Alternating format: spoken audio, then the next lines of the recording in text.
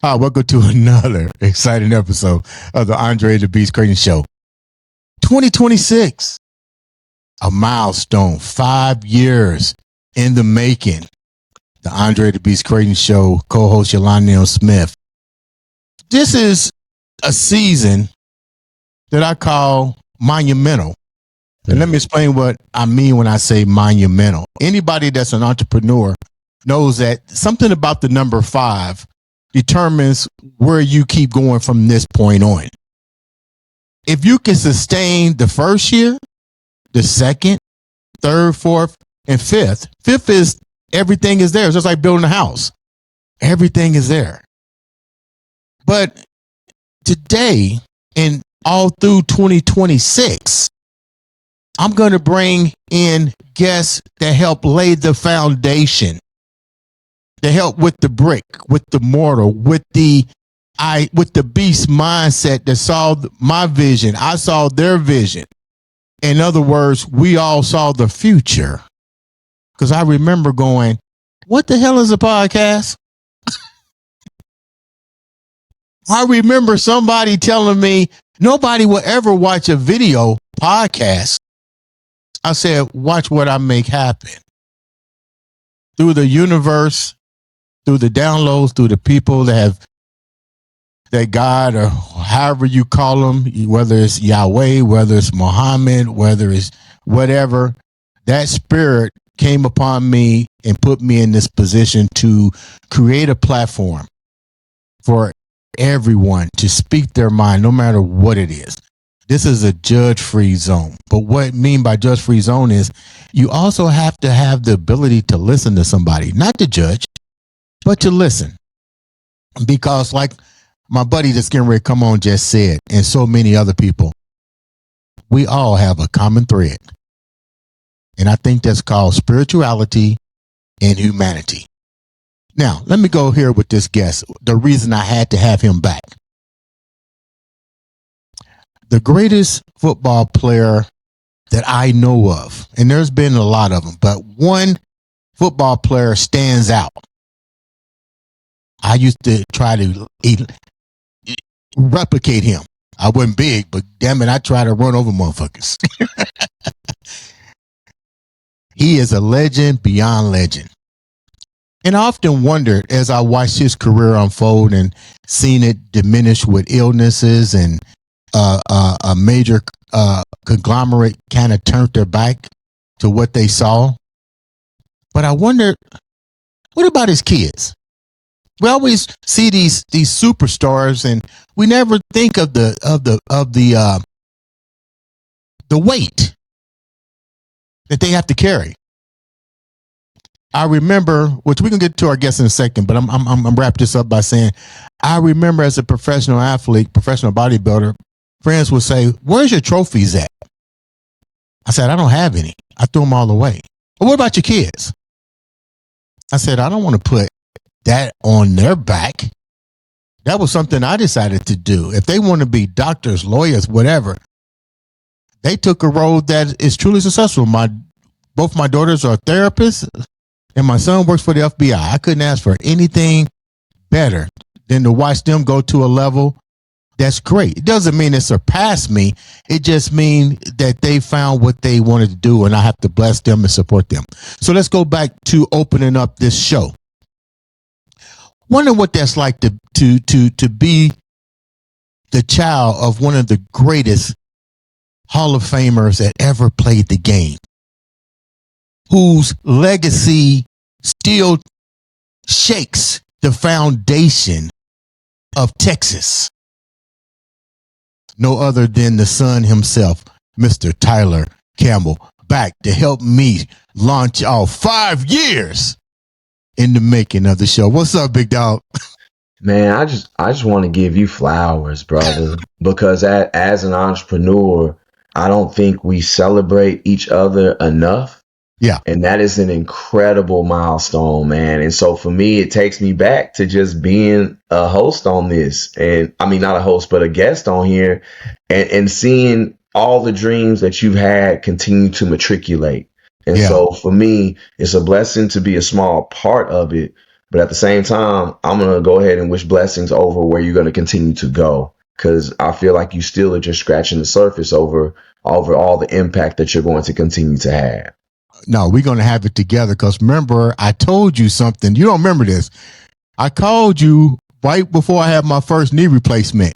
Yeah. And I said, you had your radio show. You was just starting back your radio show. Yeah. And I said, Tyler, I said, I want you to come on board, because I'm getting ready to have my own radio station. Not show, station. Now we got it. So you getting ready to come on to the I Am Beast Network, dog.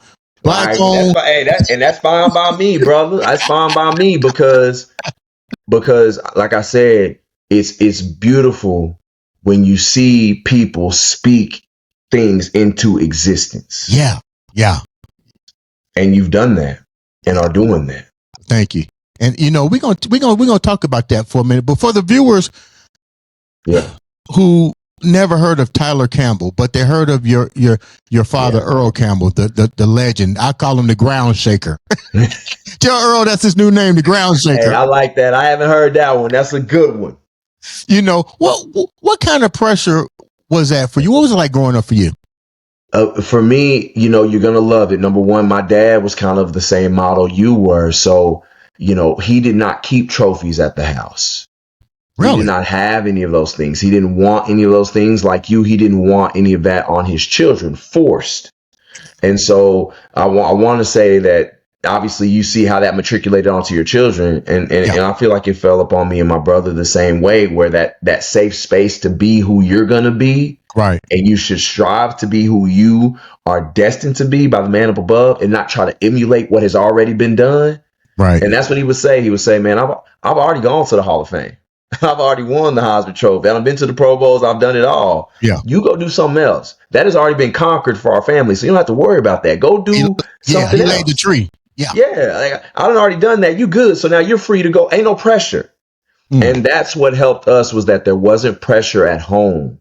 And whatever was standing on the outside, that was a whole nother monster. I think the majority of the problems that I had was that there was always that outside comparison from other people. And while there was love at home, I got to be human with you. The moment you pick up a football, you just got to be ready for it.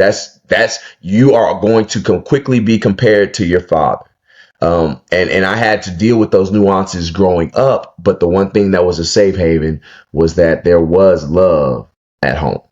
You know what I'm saying? I'm going to ask you something too. You got to see your father play football. Did it ever really impact you? Because I know home is a safety net. But let's get real. We still people need to realize we still dealing with the biggest handicap in society. Yeah. And that's the human factor. Especially when you're young. It's brutal. You got kids that are looking at your dad. They're looking at you, and even though you can't really process everything that's going on at a young age, how do you maneuver through that? No, I'm going, and that's the next mindset of it, is while you did have the love at home as a male, as a person, as a human being, you're still going to be dealing with life in your own way. You're still going to be dealing with adversities. And that is the part of it that you have to learn to formulate. And that is a thing that I was not necessarily educated on. And I had to navigate through that. I didn't understand that while trying to remain and be a humble person, be a person that don't bring up your father, be somebody who just wants to fit in doing so, you are masking your heart in many ways in life, meaning you're putting how you really feel on the back burner. Mhm. And I think that's probably one of my biggest hindrances of what I had to figure out how to navigate in my own adulthood was I was so accustomed to trying to fit in. I oftentimes denied what my heart really wanted to say, how I really wanted to feel. And that's not always healthy, right? Yeah. But you're Earl Campbell's son. You're supposed to carry yourself a certain way in the media. You're supposed to carry yourself a certain way out in public because what you do has ramifications for your last name and what your father does. Right. And so those are some of the biggest hurdles that I had to face was you ultimately have to deny yourself and put a smile on all the time. And that's not necessarily the reality of how life is supposed to be lived. And so as I got older, a lot of the things, as your boy is somebody who sees a therapist every 2 weeks to deal with my own crazy, and no, that's not a bad thing as a Black person. It's a real thing. Most of our conversations are working and navigating things that I never brought up that I experienced in my adolescent childhood years. Mhm. And so I feel like at the age of 39 now, I am more free than I have ever been. And I often wonder what it would have been like if I would have learned how to bring up these nuances in my own personal life growing up. Not only because of my father, but just a person in general. I did not know how to free myself. I did not know that I didn't have to carry certain things. I did not know that my heart does matter and that I should speak on things, that I should open. And if I don't like something, I'm supposed to stand up and say something. I didn't know that those were okay things to do. And that's a part of my journey now that I am proud of. I'm getting a hold of it now and not taking those things to my grave. Were you afraid to? Let me use a different word. Hmm? I'm putting myself in your shoes. Yeah. I didn't have a role model, sort of. My father wasn't there. He was there like this, Gotcha. the money. Yeah. He wasn't there spiritually and emotionally. That came from the coach. And then when the only black coach at our school got released, that was a mind fuck for me. I remember you telling me that story. Yeah, Yep. that was a mind fuck. Yeah. I'm like, okay, who would I go to? Because that white dude don't live in my neighborhood. Facts. You know what I'm saying? It really, Tyler, made me more focused, more determined, but at the same time, it was that what the fuck am I doing this shit for? So let's go to you. Yeah. How much was your father present in the home as a mentor versus the pressure that you saw as an adult and a child being put on him as a star athlete, as the face of Houston, so to speak, in that franchise? Yeah. I think I wanted to give kudos to my pop because I think the realization that he put onto me very early was great, and it allowed me to have grace on him when he was raising a child. Number one, he was definitely there. My dad was definitely in the household. Pops and mom been together since they were 15 and 16 years old. You know what I'm saying? So I have a long history, family ties. It was a solid place to grow up in. I had to also recognize that the way that I was being raised was different than my people. And they did help me understand that. I think my pa was very good at, son, my dad died on me when I was in the 5th grade. Wow. I'm learning how to be a dad with you and your brother. Because a lot of the things that I wanted to have as a child, I didn't. My dad was dead and gone. I was raised by a single mother, had 10 other brothers and sisters. So he was very open about his shortcomings and hurts that he felt like were weaknesses as a father. In terms of he did do a fantastic job of making himself available. A fantastic job of doing the things that he longed for. He never missed games. And if he missed games, he made sure that we understood why he was missing them. Right? He did an excellent job. The best thing I would say my father did was he hugged us and he kissed us.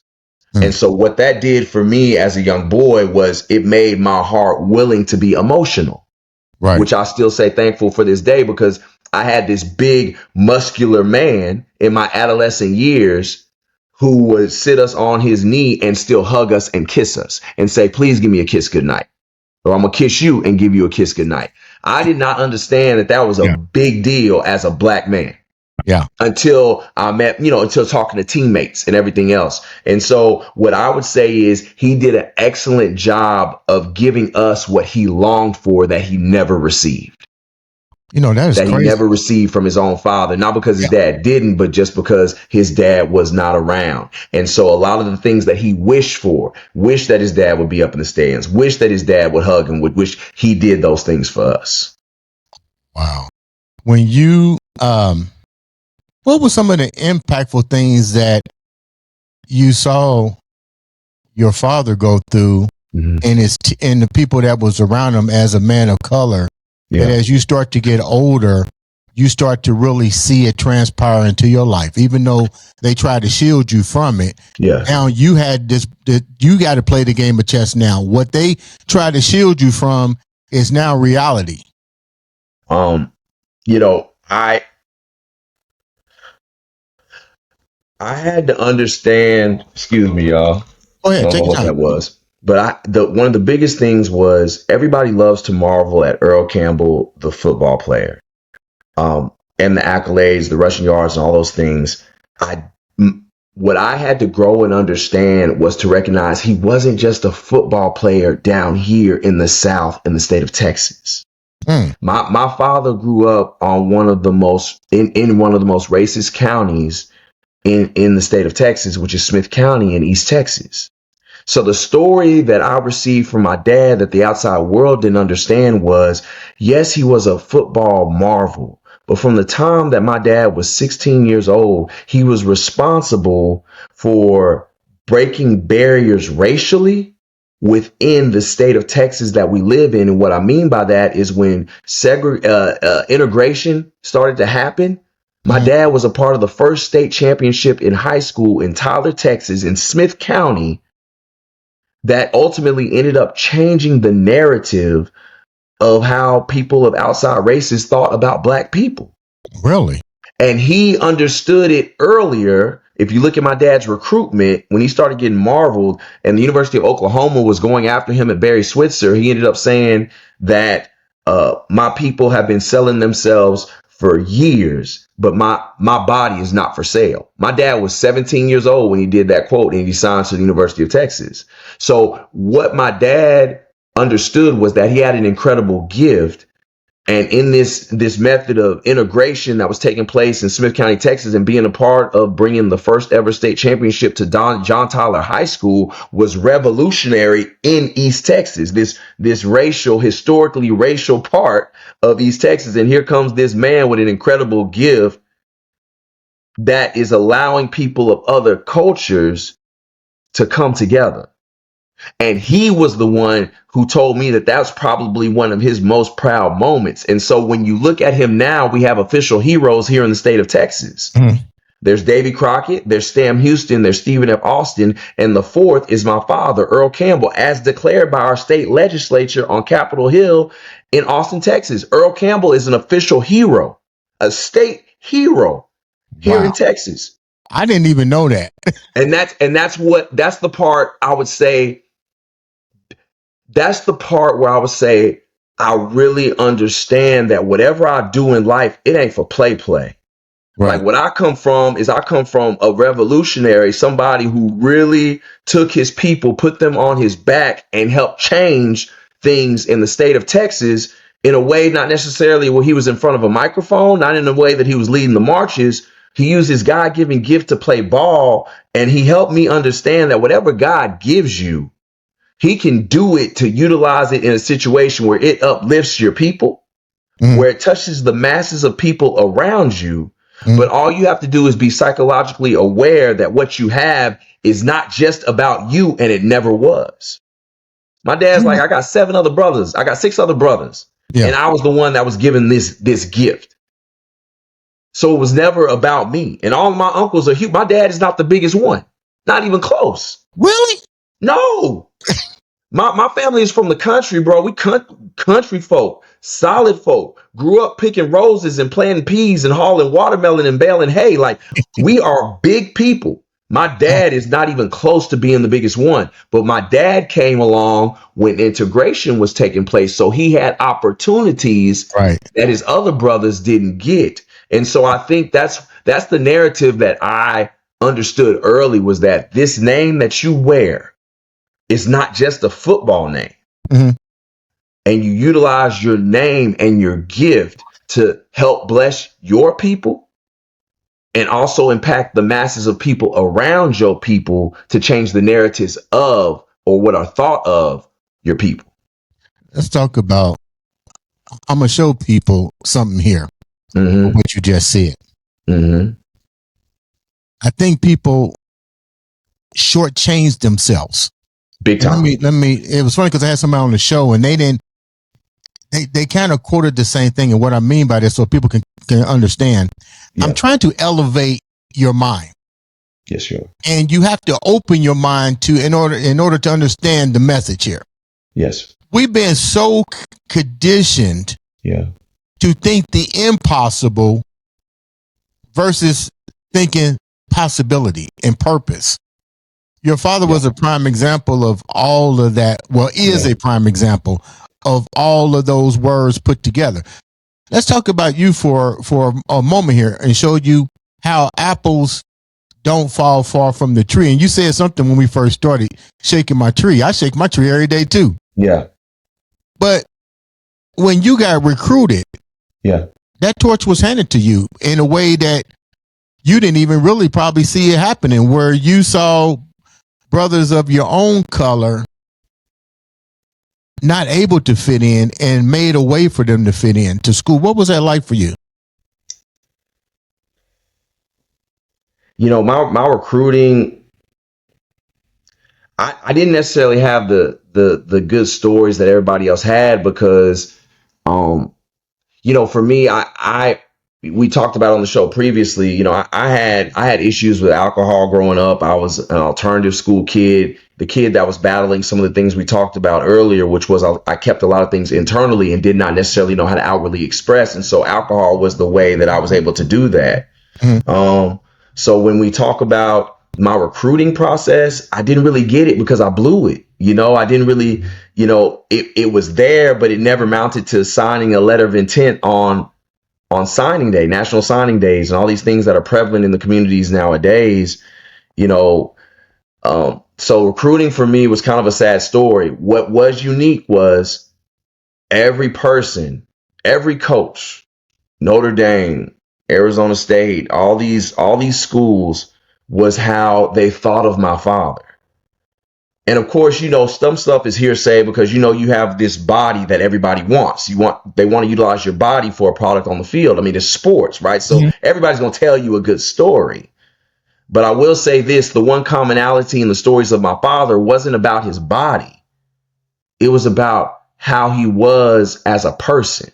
Mm-hmm. Everybody always felt like Earl Campbell was that athlete that they could talk to, that had that personality that they could identify with, a country boy from East Texas who loved his mama, who always carried himself the right way. And everybody was always like, given the upbringing, it's unbelievable that his career matriculated and he was the person that he was. It was a larger than life thing. You didn't just fall in love with Earl Campbell for who he was on the field. It was the stuff he did off the field. Mm-hmm. That always spoke volumes to me. And when they said Earl Campbell, there was never anything negative tied to it. You know what I'm saying? And now, as far as you fast forward and getting into college and you meet all these other brothers, it was almost a heartbreaking moment for me when I finally signed a letter of intent. I finally got to San Diego State University. The heartbroken thing for me was how many of my brothers on the team did not have access to their dad. Wow. Didn't have nobody to tell them about the recruiting process. Didn't have anybody to help them to have a business-like approach when it came to college. Didn't have nobody to necessarily tell them, yo, take full advantage of a 4-year education where people are paying for your stuff. Yeah. And don't just take what they have. Get over on all the resources that are on campus. Get over on all the opportunities. Make Rolodexes, meet people, and set yourself up for when you leave. You don't let college use you. You use college. That was game given to me. My mindset from the time I got to university was totally different It was on some other stuff outside of sports, right? But Mm-hmm. for my brothers, it was football or die. Mm. And so there was a wave of pressure. Even though I was Earl Campbell's son, I felt like my brothers on the squad were dealing with a whole nother level of pressure from back home. They Mm. got to make it. You got to make it. Some of my brothers were fathers, right? Coming out of high school. I got to make this money. This has to work. And I just always felt like some of my brothers, man, I really was blessed to have a dad because they were dealing with a lot of pressure to not be free, because they've always been that athlete that everybody expected to make it. How did they perceive you? Yourself? Oh yeah, Did they look at you as a legend, or no, hey man, every new team that I've been on, you are Earl Campbell's son. You are expected. You come from money. You got your nose in the sky, right? You ain't gonna be you're gonna be selfish. You're gonna not talk to people about yourself. You're gonna talk to people about the things your dad has done. Mm-hmm. But that was normal to me. There's always a preconceived notion of who I was as a person. Mm-hmm. And I got comfortable with that in my adolescent years. That's always, not just sports, but just life. You come from money. You know what I'm saying? A lot of my brothers would say that, oh, you come from money. You don't know our struggle. And so the identifying piece of it would be, I always walked into a situation where my father would be the last thing that I talked about. I never told people my name was Tyler Campbell. I always went by TC. That's pretty Because smart. TC, it showcased the separation, right? And so there was no Campbell attached. Like, I'm just TC. And so once I let my brothers know that I was more intrigued and invested into them as people, I was more in tune with what was your life growing up in inner city New Orleans. You was in South Central. Like, once I let people know that I was intrigued about your world. And I didn't talk as much. I did a lot of listening. My dad said, too many people are good at talking, but no one wants to excel at listening. Be a good listener. And once my brothers figured out that I was more invested and more intrigued about their life and the way that they grew up, that made the gateway of breath to understand that, man, TC is just a regular cat like me. So I would never talk about my dad. Now, if they wanted to talk about him, fine. But yeah. you're not going to get this the same way I am right now, Dre. You know that. I'm only going to talk about him when somebody else builds the platform to talk about. Were you able to relate to them in sort of speak? Because let's get real. You did come from a different type of pressure. You know what I mean? But were you able to kind of relate to them to some degree? Yeah. So the blessing, I understood why God did not allow me to get the scholarships right out of high school and go. I had to go to junior college. For those people who don't know, junior college is the last stomping ground. You don't make it in JC, that's it. You're going to end up going home doing something. It's the last place to where dream of playing a collegiate sport still has legs, still has wheels. So I went to junior college, to Pasadena City College, and it was the best thing that ever happened to me before getting to a 4-year institution. And the reason being is because everybody in junior college is fending for themselves. You still working a job. Maybe you're still taking care of the family. You're still having it. Hey, you're trying to fight for education, then fight for, like, I had a job in junior college. You know what I'm saying? I was taking the bus in junior college, just like my brothers. I was not in Austin, Texas, growing up on the west side of Austin with my family. I was in here trying to make it just like they were. And what happens is, what I noticed is, when you're struggling, and when you're struggling in unison with brothers on your team, it makes room for a person's heart to flourish because you feel like you're at a like-minded lane. So junior college gave me real brothers with real problems. Junior college gave me brothers who had seen their cousins gunned down across the street from them in New Orleans. Junior college had given me people who were fathers. Junior college gave me Bloods and Crips, and what not to do and what to do. And so being around those brothers, I was introduced into their world because we were struggling at the same rate. And once they saw that I was just like them, that my mama and daddy wasn't flying out here every weekend, that I wasn't. That's when I fully understood that to gain a relationship with somebody, you have to spend time in their world. And my brothers in junior college allowed me to be in their world. I'm talking about, I had brothers on the team who were so immersed in the blood gang culture, they never said words that started with a C, because the C stood for the Crips. And so in my mind, I was like, man, these brothers chase colors this bad that they won't even say words that start with a C. Yeah. I had never seen stuff like that, but that was a world that I was entrusted in. And then I found the love because I was so naive, right? Yeah. I was so blown away because I'm a suburban black kid. Like, I was so blown away that because my heart was pure, because I wasn't somebody who was trying to get over on them, wasn't somebody who was trying to use them. Like, my brothers had real keen senses of danger. They may not have been the smartest people in the classroom. I'm not saying that. But when it comes to sensing and feeling danger as inner city black kids, yeah, I learned because of what they had been through that their IQ levels in terms of sensing and feeling danger were monumental through the roof. And so what it really meant to me was they have a heart seal of protection. I had never felt a love as deep as a love that I felt from other men at that time in my life who were struggling. I had never felt, and I had never, because what they did was they said, TC, you don't need to roll with us. You need to stay here. Because your heart is too good. You don't need to be and go where we going.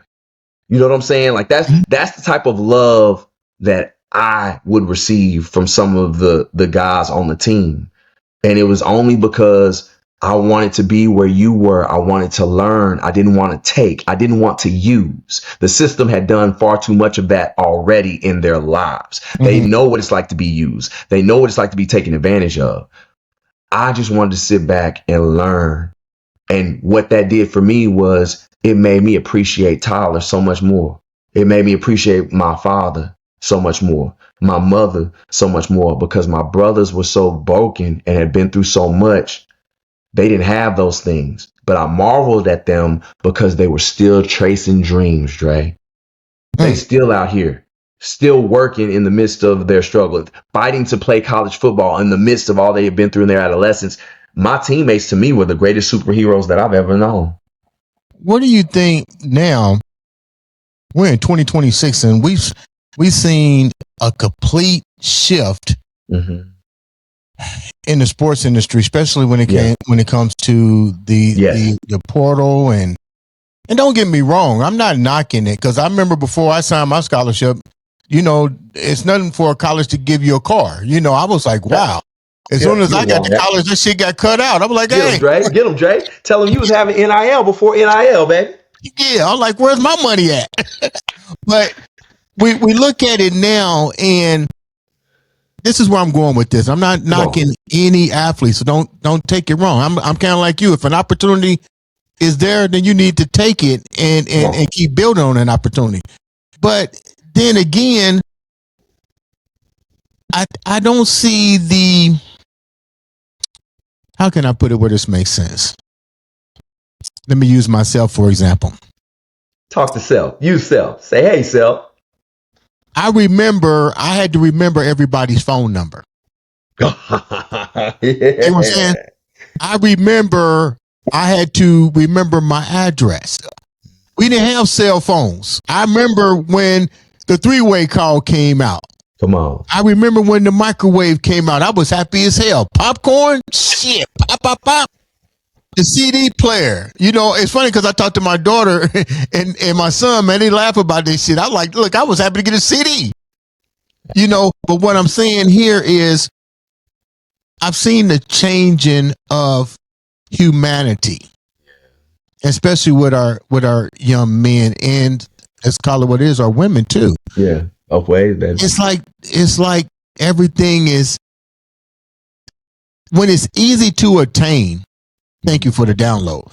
When it's easy to obtain, you don't value it as much. So the cart before the horse is the old slogan, right? And so I also call it the bait and switch. And that's why, like, what my dad has said so many years ago, brother, it still resonates, kind of till this day about being bought and sold. And so a lot of times now I'm not mad at them because they getting paid, and by all means get your money. But sometimes you don't value the gift that you have. You don't take advantage of the opportunity when you know that you've already been given the reward before you actually earned a lot of things. Yeah. You know what I'm saying? Mhm. And then because you've got it, you're not as hungry for things. And here, my biggest one that I tell some of the young people, even some of my cousins who are getting recruited now, it's you don't just get to jump from job to job. If somebody says something that they don't like about you at work, you have a family, you got priorities, you don't just get to say, "Oh, I'm leaving," Right. because I'm not getting treated right, or because I'm not always getting paid the money that right? You don't just get to up and leave. And you don't just get to hop from place to place. And so one of my biggest misconceptions that I feel like the portals and everything creates is that, like I said, by all means, young person, get your money. But life doesn't work that way in the real world. You gotta navigate through problems. You gotta learn how to deal with people who don't like you. Mm. And you have a family who is dependent on you. And just because you don't like what somebody said about you, you don't just get to up and leave, because now how you gonna provide for your wife and your children? It doesn't, like, you have to weather through some stuff, and it kind of it irons you, it calluses you in such a way, and you appreciate things a lot more when you go full-fledged with your earnings of those things. There are some principles and some values that a person carries about themselves that reach far deeper than money. Matter of fact, I don't think you recognize how much you love something. I don't think you recognize what your true intrinsic gifts are until you don't have the money. But if you don't have the money, can you still wake up and do what God blessed you with? You need to You know say what I'm that saying? again. Because I think in entrepreneurship, you will say this in your 5 years. There have been many times where you didn't feel like doing what in the world you were doing. There were times when you question yourself, like, is it really worth it? How about this? When the dollars are not necessarily making sense in your doggone bank account, you had every right, Dre, to give up on the dream. Yeah. Every right. And nobody would have criticized for you. But there's something in you when the money was not there that said, I'm going to continue down this road. And here we are 5 years later. I feel like NIL doesn't allow our babies to build that callus to do those things. That life will put you in a place to where you're going to have to make a decision to do things when they are not at your convenience. You hit it dead on the nose, because I'm like, damn, you mean to tell me they can just jump from one portal to the next and get money with no I said, this is Hey, end game. Dre, Whoever controls them dollars is gonna say, hey, we ain't paying all this. This got to come to a halt. Dre, they do it because, okay, I'm not getting the playing time, or coach don't like me.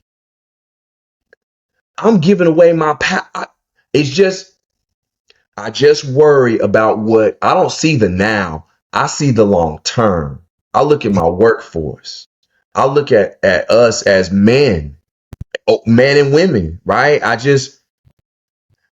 hope that won't continue to be the precedent, because there are some things in life that sometimes you got to go through them, right? It builds and musters your character for some stuff you're going to face further down the future that you have no idea is coming. I'm going to tell you, the best thing that ever happened to me was not being a star in college.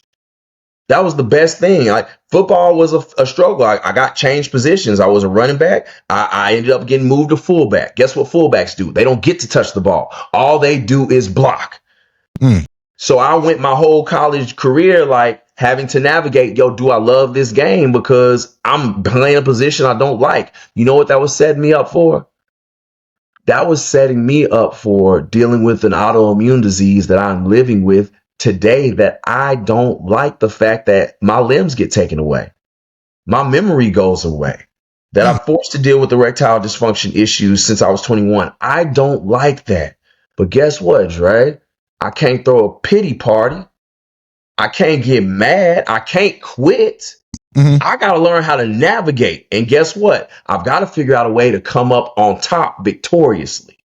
I can't run from my autoimmune disease. I can't burn out. And so when I look back at what college taught me, my brothers taught me everything. I told you that. I'm also thankful that I didn't play and become a star, because if everything would have gotten handed to me, because, you get preferential treatment when you're a star. You know that. That's sports, right? That's just how it goes. But I scratched and I clawed and I fought for everything to stay on the field as a fullback, playing football with a disease. Those things prepped me for life. I kid you not. And I don't think if I was a star in college, I would be able to be talking to you right now. And I certainly don't think I would have quit on myself in life when faced with the autoimmune disease that has no cure. I would have quit, bar none. When you was diagnosed with this and you shared it with your family, you're still human. How do you rise? Because a Campbell never quits. Damn. I like that. I like that. Yes, sir. No, sir. Yes, ma'am. No, ma'am. And never, ever quit. And so here's your other one. When my dad said if you think about it, son, if you never quit at something, you can never lose at something.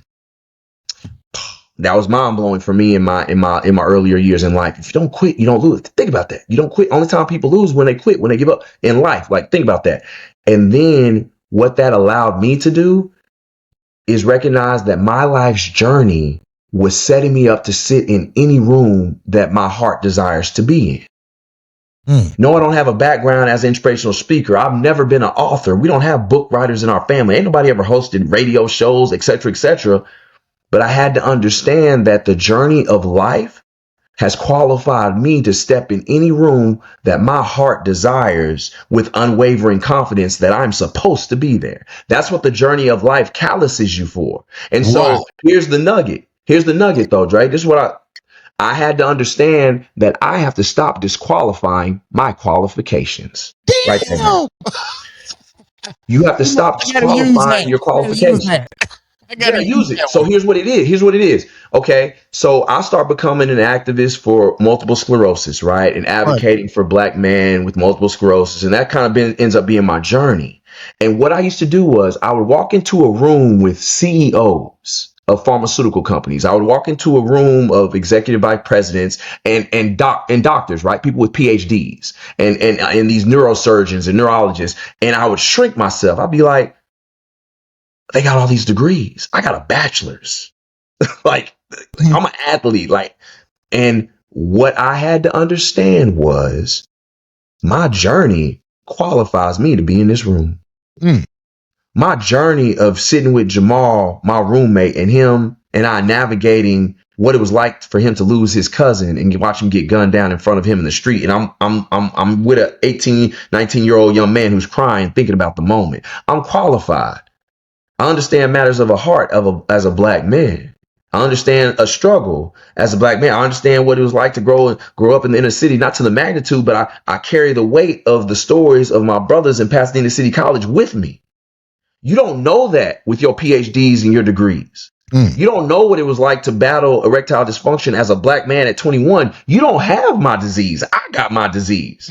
You don't know what it's like to have to battle yourself mentally, and there's other voices in your head because you're navigating the healthcare system and the dollars ain't necessarily making sense, and you don't know how to feel the right side of your body. You have no idea what that feels like.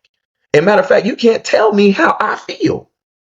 So what I learned was, because I never quit on the journey, the relationships of people, I carry them with me, and the journey qualifies me to step in any doggone room that I choose in this world of being an advocate in the healthcare system and fighting for the underserved communities living with multiple sclerosis. I got that. And I will never, ever disqualify my life's qualifications based off of the papers that you have on the wall behind you at your desk. Wow. It doesn't make sense for me to be speaking in Denmark at the World Multiple Sclerosis Conference as a person who grew up in the States that don't have doctorate degrees, but I got a story and I'm living through it. I'm still here. I am qualified to be in this room with all of you healthcare professionals. And so I think what I hope people will learn as those who love your show and who follow you and know your journey, Andre, is that I am equally qualified. If it's doing what Andre is doing, or if it's doing whatever it is that I choose to do, I am qualified based off of my life's journey. And I will not disqualify those qualifications that have been written for me in the book of life with my journey. Wow. That's a fact. That's powerful. That's a fact. Don't do it. Let's talk about this for a minute. We got time. Come on. Thank you for the download. I'm always saying thank you for download. People don't understand what that means is I consider everyone universal connected to whatever you believe in, but I get the downloads. Downloads say this is what you need to talk about. Come on. So let's go here for a minute. Mm-hmm. Let's talk about different pathways and journeys. Let's talk about the foundations and the roots that every human has. Yes, sir. And this is something that bugs me, and I'm gonna use 2026 to at least change the mindset of at least one person. At least one person. I get so sick of people telling me I really don't like my job, but it's money. Mm-hmm. We as people of color never had that mindset. And it's funny how now it's ingrained in everybody, no matter what color or ethnic group you come from. Let me go here with this so this makes sense, because you can answer this, because we're going to talk about your shift here. Yeah. I would rather struggle to find my purpose and to give back to humanity and myself than to chase a check. Because if you chase what you love and you create, everything will flow the way it's supposed to. You can't beat a river into submission. You have to roll with the current. I love that. Don't be the dead fish that go with the flow. So let me go here with this. Yeah. You leave football. You get MS. All of a sudden, you had a talent all along that has flourished, and that's being a writer. Yes. Now, how did that even come about? What I'm telling people is you found a deeper passion than football. Yeah. And Andre, I would say you already have it and it's already been there, but your eyes were focused on the distraction that you never gave birth to your heart. And what I mean by that is I didn't understand that I always had a gift for words in my adolescent years because I was so focused on the only doors that I thought were possible, which was football. I come from a football family. Not understanding that subject verb agreements, direct objects, indirect objects, infinitives, appositives, comma slices, like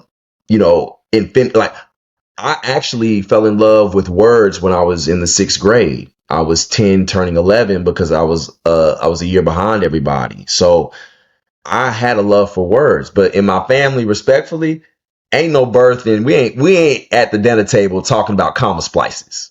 You dig what I'm saying? We are not talking alliteration, onomatopoeias, and different poetry segments, right? We not on that. We like what happened. Did you see what Michael Jordan was doing? And did you know that Shaq and Kobe were going to go on this run when he was drafted out of Lower Merion High School in Philly, coming out of this, as a 6th man? We had sports conversations. You dig what I'm saying?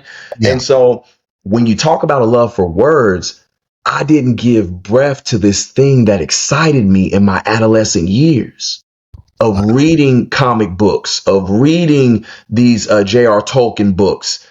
I thought I was the weird black kid. You dig what I'm saying? So when we look at the journey and becoming an Amazon best-selling author and all those other things, I pinch myself because I should have been writing books. I should have been writing comics. I should have been writing my imagination and probably starting my own business of doing something with writing when I was 11 years old. And I took that Mrs. Shock's language arts class. I'll never stop thanking her to this day. That was the sign that I should have been doing. But Really? so, and then here's the caveat, because you talked about working the job and chasing the money. So let's get to that. Mhm. I would say, let's reframe it. I would say, so use the money. Okay. If you work in the job, use the job to give birth to what your heart desires. Yeah. And let the goal of what you're doing be something that puts you on the trajectory to doing what you love to do. Because when you do something that you love to do, you'll recognize that it's easy to stay up to 1 or 2 o'clock in the morning. Oh my writing gosh. or chasing clients. Yeah. But like it's not, it becomes, you get thrusted into this thing where it's not really work. And you've never engaged in that because you're working for the check. So you don't know what it's like to immerse your energy into something that you can't even see until you start to do it. And so if you got to chase the money and provide, do what you have to do. Just have an onset of plan of where you want that to go for yourself, to where you're doing something that your heart desires. My brother, if you can create a Picasso and a masterpiece and you love to draw, then that check better be going through something that you put towards for yourself artistically. Yeah. Because that's what God crafted for you to do. So I don't want it to get twisted in what you're saying, Dre, because a lot of times people say, oh, he's telling me to quit my job and I shouldn't be working. I'm telling you to leverage where you are so that you can pour it back into what you're doing. Use what corporate America is taking out of you, and you flip the script and save to pour it back into yourself and your family. That's what we own, because when you do something for yourself, then you can give that into the community. Then you can go to the local elementary school and be a part of the career days. Yeah. Hey, Mr. Campbell, I thought you worked for Saks. I thought you worked and sold an enterprise. No, my brother. Let me really show you what I do. You can build that. You can build big. You love food like that. Like, you're a culinary person like I would have never known. Listen, brother, what I do over here is something that I parlay into my goal and my dream. I don't let corporate America leverage me. I leverage corporate America. So it allows me to build a basin of doing something within our community. Matter of fact, that's why I'm here at your school today, because I want you to know that for yourself, that you can build something for yourself. And that thing that you think is weird, that thing that comes easy to you, that's the thing that God is telling you that you need to lean into. And then faith will open up the doors from there. I told you I was in Denmark. What boy growing up in Austin, Texas, thinks that he's going to be before people at a podium in Denmark at World Multiple Sclerosis Conference, where they're translating your languages in all these different TVs, and I'm somebody that does not have a PhD in the room? Wow. And I think a lot of people, what I'm starting to recognize, a lot of people are comfortable being comfortable. Yeah. But that's what the check world does for you, right? It makes you very comfortable. And so, like I said, if that is the heart's desire, then by all means, nothing wrong with that. But what I'm saying is, when you're going home upset, and what you feel at your job is coming out on your wife or coming out on your children, when they are innocent bystanders in the whole scenario, you're doing those things because your heart isn't involved in something that brings you joy. And it's not happiness, because happiness comes in joy. Happiness is derived on exterior things. Joy comes from within, and joy never runs dry. So I'm not one that can be, you may be happy, right? You may have the house, the dog, and everything else, but your energy is fleeting and something is missing, or you're angry, or you're disgruntled, you don't like the people. It's because your heart ain't in what you're doing. And so if you got to leverage the check, be in this situation where you got to have that check that's coming in, then let's leverage that to build us to where we're creating something else that allows our hearts to be happy, that allows you to hug your children when you come home, that allows you to make room for those discussions with your wife in the evening because your heart is free in the things that you love to do. Because when your heart ain't doing what you're supposed to be doing, my brother, we men, right? That anger gets to us, right? We get mad when we ain't got no authority, right? When we in a box and we ain't really set free, we can't operate that way. And the people who suffer because our hearts aren't free are those who we love the most. And so not only do you owe it to yourself, bro, you owe it to everybody in your family to ensure that you're doing something as the man, as the leader in your household that sets you free. Let's go here. You guys need to pay attention to what we're talking about. So let's go here for a minute. Man, what they used to say, man, I'm picking up what you putting down, right? Yeah. I'm picking up what you putting down. Let's go here for a minute. This I got to talk about this because this is another download, and it's gonna piggyback on what you just said. Okay. When do you know that you need to shift that trait of thought? So we're gonna go here for a minute. Some current, so people can relate to this. Mm-hmm. We see this award ceremony where all of a sudden the dude with the Tourette's goes. Yeah. Now, I just had to talk with somebody about this. Yeah. And I said, that's some pretty fucked up shit. Yeah. I said, let me explain to you why I think this is some pretty fucked up shit. I don't know too much about Tourette's. I had a college roommate that had it. Mm-hmm. Okay. And I don't know if it was Tourette or if it was stuttering, but he had it. So let's just give him the benefit of the doubt. Okay. Let's just say the illness made him say that. But in order for this man to say that, it had to be in his head to come out. Be downloaded. There's your download, right? It had to be downloaded. I got you. So let's get past him saying that. Mm-hmm. And let's look at the two people that was on the stage that was called this. Mm-hmm. Two male actors. I'm not going to mention their name because if you saw it, you know who they are. Yeah. But my question here is this. I put myself in that situation this morning, but right before me and you talked. And I said, Andre, how would you have addressed that if that was you? Instead of just standing up there looking like lights, camera, action, what the fuck?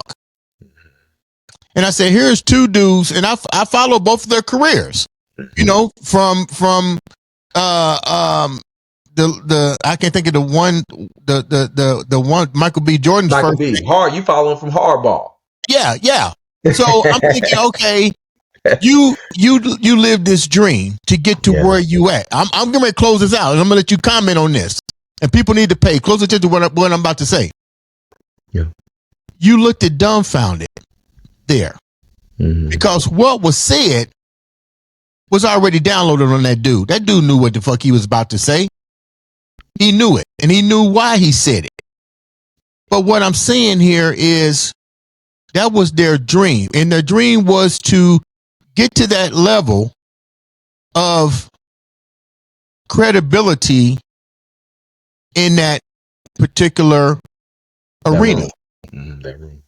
Not realizing that award that they're going for, the Oscar, was actually derived and invented from a black man. Oh, really? See, I never knew that. Yeah. Never knew Oscar. that. Yeah. Never knew that. So let's go deeper than this. Mm-hmm. There's tons of black and minority owned motion pictures. Mm-hmm. I'm getting ready to go deep. They may not be ready for this, but this is 2026. We're going to go deep. Do I feel sorry? Excuse me. Do I feel sorry for the act that happened? Or do I feel sorry for the people, the two actors? Or do I say, am I in the wrong place for my dream? Why can't I do like LeBron James and take my talents over here where I don't have to worry about people that haven't accepted me? Because in the real world, if I ask somebody to change places with me, we had this on season 1. and I had three white people on my show that were lawyers and a well-known businessman who clearly said, you drive a nice car, you live in a nice house. You date beautiful women, but I would never. I figured that. You get what I'm saying? Yeah. I would never change place. So let's go. I'm getting ready to wrap this up and get your comment on there. I had to put myself in their shoes. And I'm thinking, you did all this to get to that level on that stage. Well, I'm getting a download, boys. It's getting hot in here. To still be disrespected. Yeah. To say at the end of the day, you're still a nigga. I think, you know what, in my perspective is, you know, and it kind of sucks because as a person, you kind of get callous so much to the world and how it has been so much, obviously, for our people, you know, to know our culture, to know who you are and understand what it is that you come from. And I don't have to venture far. I can just stay within my own family and to know the background of my people coming from East Texas and the struggles of our people in my family in turn. So for me, it's like, you know, the world, you know, a lot of times of how your people are perceived, what the thought process is around your history, who you are and what you come from within this country. Right. Right. And so for me, I know a lot of the things that you shout on the mountaintops for your culture, who you are, what you come from, and fights for acceptance, fights for not being looked over, fights for being mistreated. You know, sometimes it's good for sometimes things to happen so the rest of the world can see how flawed. When you are somebody who's on the outside of our culture looking in and you think that sometimes what we say is just, I don't know, fluff.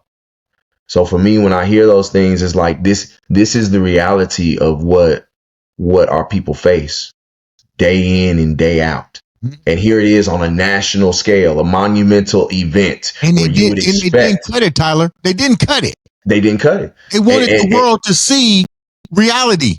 And that's why. So when I look at Ryan Coogler, right? So let's go into the producer. When I look at somebody like Ryan Coogler, who is, I forget how much money he is making, Dre. I forget how high gross he is, but he's one of the top like producers, directors in Hollywood. Yeah. For your Black Panthers, for all these monumental movies, and he's still someone who faces all types of ridicule on a routine and regular basis. And sometimes when we talk about things, it's always met with kind of like getting stalemated, like the cries of our people. A lot of times they just kind of get swept underneath the rug. It's expected that we say these types of things, but when you can hear it on national TV from one of your counterparts, I'm not saying it will, but for me, sometimes I say, see, that's what other people need to hear because that's what we talk about, but nobody else wants to listen.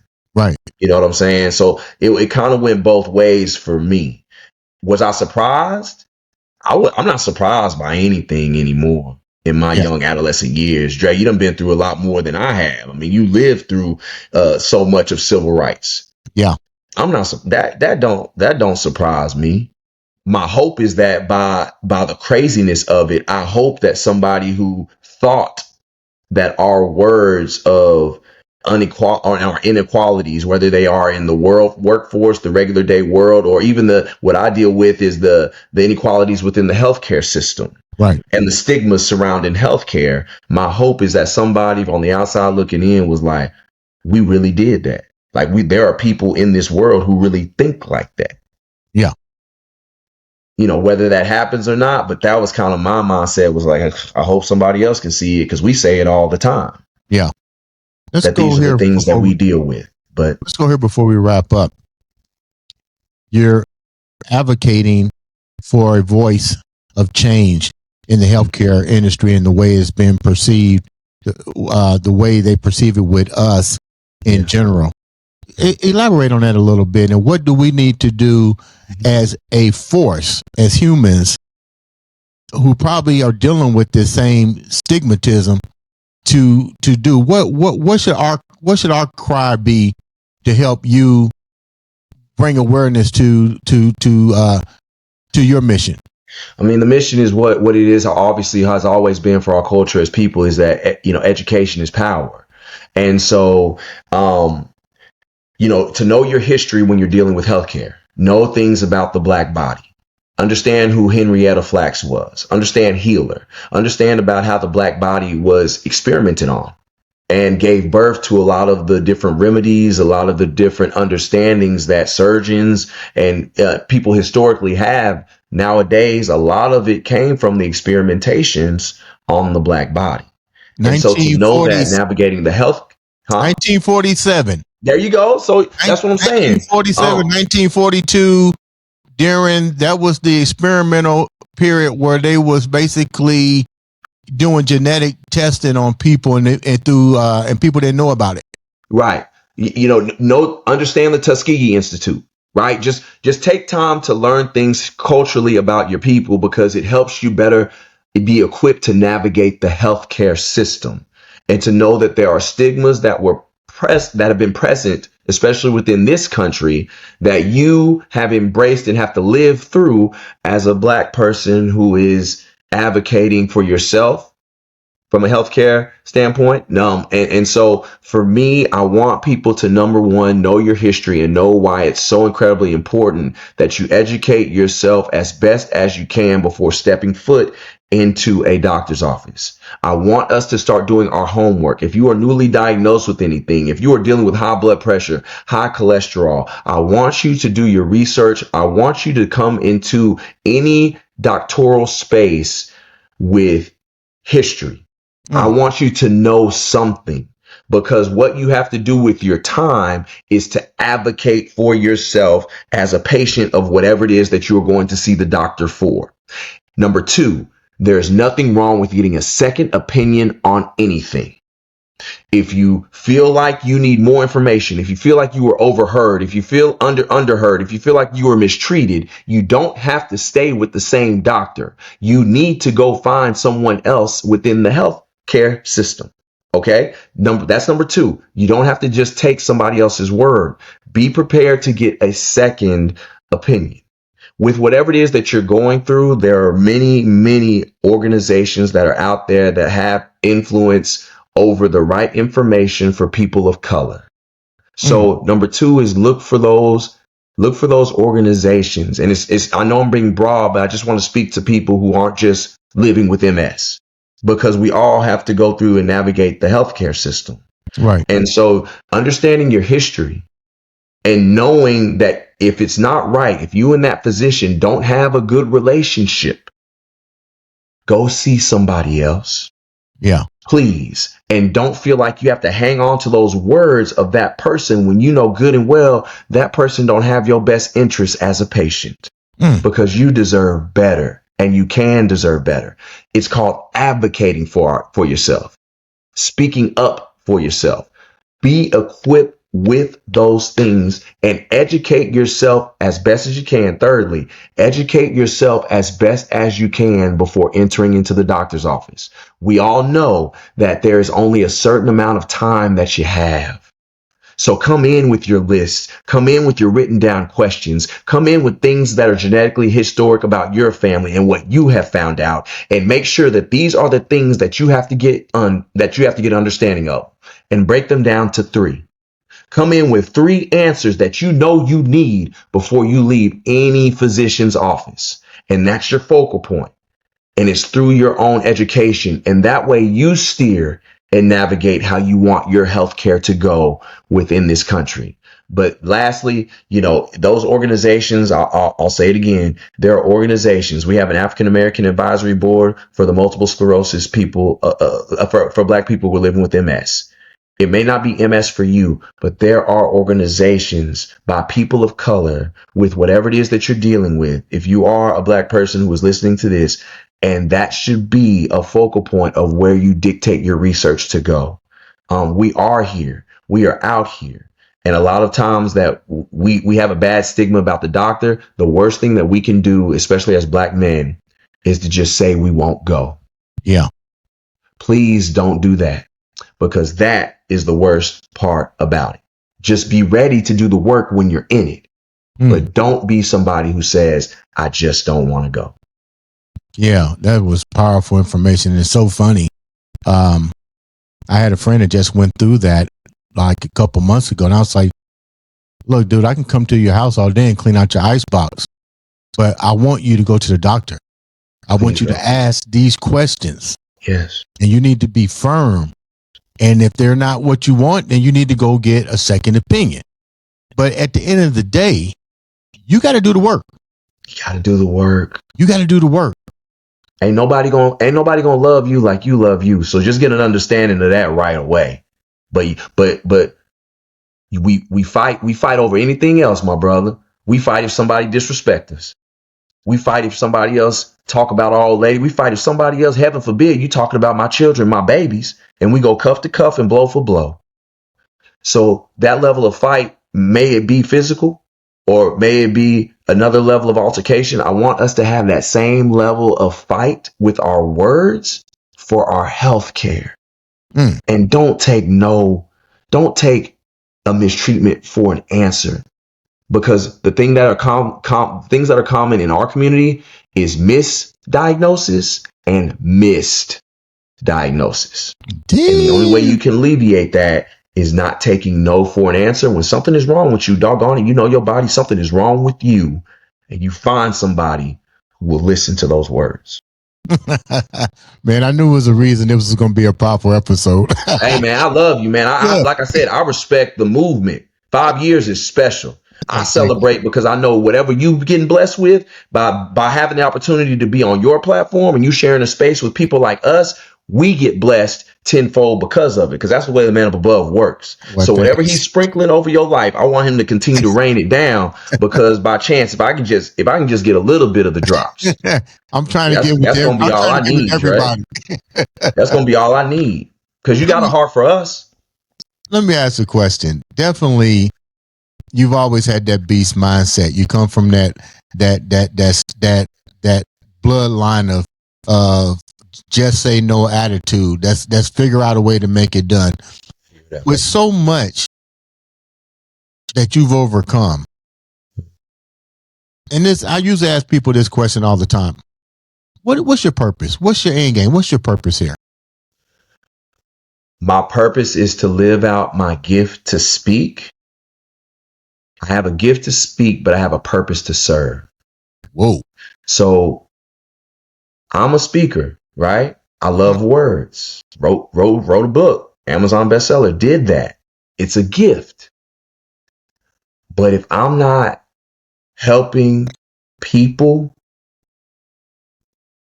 and it doesn't necessarily have to be business oriented, my heart feels empty, like something is lost. If that makes sense. Yeah. And what I mean by serving, I mean making myself available for people. And the slogan of each one reach one and each one teach one, those are things that really, they've been ingrained in my spirit from an early age. I don't do well, Andre, if I don't help somebody. And I'm not talking about helping people make money or helping people with jobs. It's not that. It's like, if I can't help you with something, if I can't help connect you, if I can't help with a phone call to check in to see how you're doing, then my soul screams. If I can't help out my wife with something, and she got all the brains in the world, Dre. She just got into doctorate school to the University of Kentucky. My wife got all the brains. All right. Come from inner city Oakland. First one to go to college. First one to get a master's. Now she's going to be the first one to get to doctorate. So me and my wife grew up totally different, right? She's that person. If I can't help her today in something, then my heart screams as a man. Today wasn't a good day. So the speaking and all those other things, they're great. That's a gift. But the purpose, what you're talking about, is huge. And the purpose is the gift from God. The gift is that thing that you do with power, with joy, and with love, even if nobody pays you a dime to do it. That's your gift. When you found that, you got your gift. But when I talk about purpose, your purpose is your calling from God. And my calling is very simple. My calling is that every day I have to serve. And if I don't serve, my soul and my spirit, they weaken. And I know that about myself because I've had many conversations with that man that I see in the mirror. My gift is to speak, but my purpose is to serve. How can the viewers reach out to you and get your book? Where's your book at so people can get? How do you get a copy of that? Listen, Dre. I always put it on. I put it on Amazon. You can go to Barnes and Nobles and get it online. But everybody nowadays, they buy things off of Amazon. So if you go to Amazon, you type in "The Ball Came Out: Life from the Other Side of the Field" by Tyler Campbell. The Ball Came Out: Life from the Other Side of the Field, Tyler Campbell. You'll see my face. But I wanted it to be a place where everybody could have access to. So you can go to Amazon or you can go to barnesandnobles.com, whichever one. And sounds like a winner. Thank you so much for taking time out to bless me. Thank you. Coming on with season 5. Definitely going to have you always come back. There's always a place for you here. Anything I can do on my end to help amplify your message, my number. We're gonna talk about it. We're gonna talk about it. We're gonna talk about it. And I love you. And by the way, your boy, I think is his name Darnell. Shout out to Darnell because he won. He stayed on me. He got me everything I needed. So shout out to the people working behind the scenes that we don't see. How about that? Shout out to them. Thank you. I appreciate that. Make sure you guys subscribe, like, share, follow, click that button because all it takes is one click to change somebody's life and maybe make a difference in yours. This has been another, and I do mean another, exciting episode of the Andre the Beast Crayton Show.